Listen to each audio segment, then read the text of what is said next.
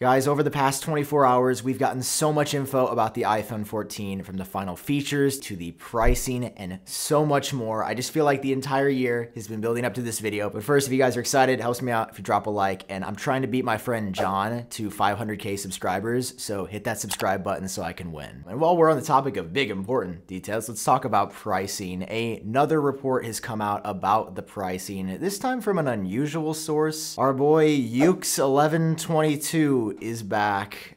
That's their name. Here, it sounds sketchy, but they've actually been right about quite a bit in the past. So here's what they have to say. So Apple has apparently been talking a lot about pricing on the iPhone 14, guys, but good news, it is not increasing in price. The screen sizes and the prices you paid last year are going to be identical to this year. Now, I say it like that because Apple had a mini model that was 5.4 inches that started at $700. That one's going away. So the new default cheapest model is going to be $800, but again, it's $800 for that same screen size this year as it was last year. Now, if you're confused why I'm stoked about that, why I'm calling only $800 good news, it's because over the past few months, we've seen a number of analysts and reports say that it was going to be way more expensive than that. So yeah, when I hear $800 starting price for the iPhone 14, that is a W in my book. And honestly, that sounds pretty fair for what you're gonna be getting, which is what I wanna talk about now. We've gotten so many new reports lately. Let's start off with the processor on the inside. So we've known for a while that not all iPhone 14s are gonna have the same chip. They're only putting the brand new A16 chip in the Pros this year, which I know is a crazy change. But we've gotten some good news for the standard iPhone 14s that even though they're gonna have the same A15 chip as the iPhone 13, it's still gonna be better. According to my favorite leaker, Shrimp Apple Pro.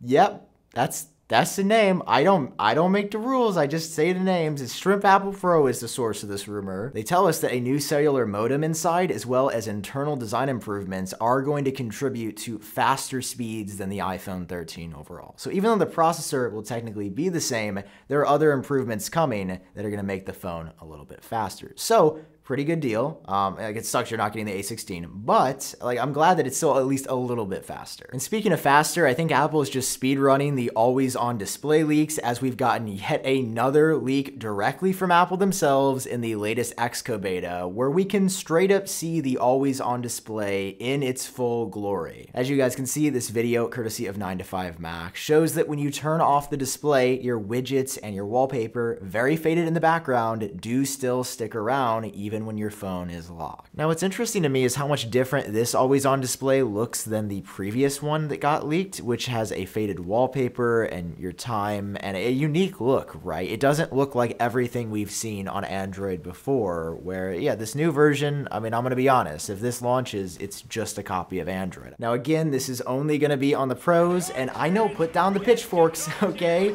I'm just telling you the rumors. I would put it on all the phones. They're only putting on the Pros. And just personally, this is crazy to see. I mean, I've been an iPhone user for, I think, over half my life now, and I've never had an always on display. And I know I can hear the Android goons laughing, okay?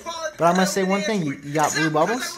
No, get out of here. I don't know, I'm just like irrationally excited about this always on display. So that was the first part of the rumors. Then we got this massive leak dump with colors, charging info, storage capacities, courtesy of McGuire Wood over on Twitter. Let's take a look at that. First of all, here are all the colors coming on the iPhone 14. For the standard models, we have green, purple, blue, black, white, and red, which, oh, that's a solid lineup. Okay, and of course the non-Pros get all the fun colors, but this is the first year that at launch, it sounds like the Pro's actually gonna be straight banging out here, with purple and green coming at launch, in addition to the standard silver, gold, and black. That's right, we are apparently getting purple at launch on both the Pros and the non-Pros. Is crazy. I can't believe we did it. Moving on now to storage options, they are said to be the same as the iPhone 13, so up to 512 gigs on the standard 14 and up to a terabyte yet again on the 14 Pro. All right, please tell me I'm not alone in saying that's ridiculous. All right, do not buy, who would buy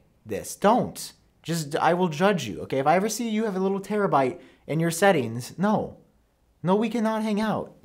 you're a freaking weirdo. Moving on from that, let's talk about materials here. There was a time where rumors said that the iPhone 14 Pro was going to be made of titanium, but unfortunately it doesn't look like that actually ended up making the cut. We are said to be expecting stainless steel once again, which is the same thing we've seen on the Pro iPhones for a while, but yeah, no titanium, which is kind of a letdown. We also get some new details about the heat management system on the iPhone 14 Pro. Apparently with the A16 chip inside, Apple has made some thermal improvements, which is really interesting to think about for a phone, but yeah, it sounds like the actual heat performance could be better on the 14 Pros. And then finally, for charging details, the MagSafe magnets are apparently getting a little bit stronger, which I've wanted to see for a while just because I feel like some accessories just still don't stick on as sturdy as I'd like them to. And then charging is said to finally go up from 20 watts up to 30, which would bring the iPhone a lot closer to a number of Androids out there that can charge ridiculously fast. All right, I mean 30 watts I think would be a pretty big deal. And then guess what? Apple can sell a new adapter because you still don't get the power brick in the box.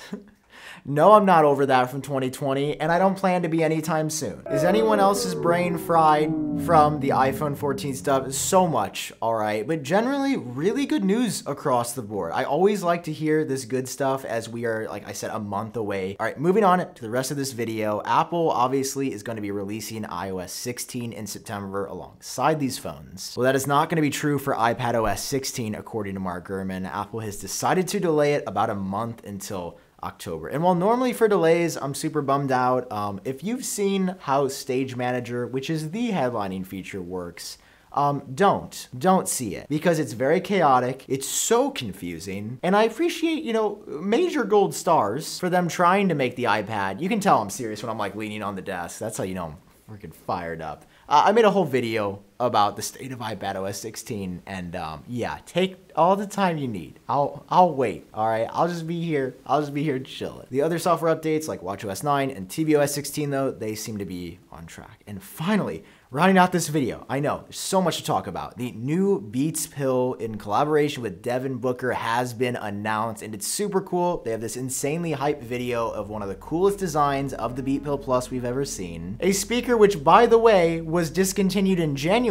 Yeah, Apple's now doing special Beats collaborations with products that they don't make anymore. Man, I'm leaning again. I don't know, it's sick, okay? I think it looks so cool. Like, the design of this is legitimately one of the coolest Beats collabs, and it's really just the music and the promo that gets you going. This is like if Apple brought back the iMac Pro or the OG HomePod and did a collaboration. Like, everyone would be excited. It's just, like, a little sus. Like, what are you doing? Are you gonna do this with more stuff? Are you just gonna keep bringing back dead products through collaborations? It's a little weird, especially when the tech is pretty outdated by now. Anyway, guys, that's all for this video. Hope you enjoyed it. Oh, this is a fun one. I had fun doing my job today. Hope you guys have a fun day doing your job. Hit that subscribe button so I beat John Prosser to 500K subs. And yeah, that's just gonna be a new thing. Love you guys. Thank you. Bye-bye. We have iPhone 14 soon.